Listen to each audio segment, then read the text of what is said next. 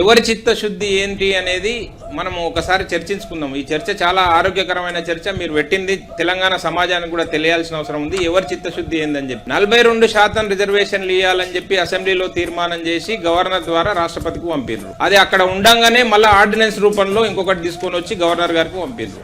ఇక్కడనే చిత్తశుద్ధి ఈ రాష్ట్ర ప్రభుత్వానికి, రేవంత్ రెడ్డి గారి ప్రభుత్వానికి ఎంత చిత్తశుద్ధి ఉందనేది అర్థమవుతా ఉంది. ఇప్పుడు సుప్రీంకోర్టులో ఒక కేసు పెండింగ్లో ఉన్నప్పుడు హైకోర్టు మళ్ళీ దానికి అనుగుణంగానో వ్యతిరేకంగానో తీర్పు చెప్పే అవకాశం ఉంటుందా కళ్యాణ్ గారు?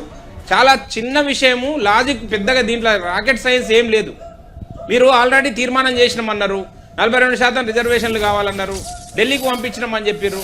ఢిల్లీకి పంపించి ఎన్నిసార్లు మీరు ప్రధానమంత్రి గారిని కలిసి దీని గురించి మాట్లాడినరా? ఒక్కసారన్నా ప్రధానమంత్రి గారిని కలిసిరు కదా. దాని తర్వాత ఢిల్లీకి పంపించిన తర్వాత లేదు. ఇప్పుడు పార్లమెంట్ సమావేశాలు ప్రారంభమైనాయి నిన్న.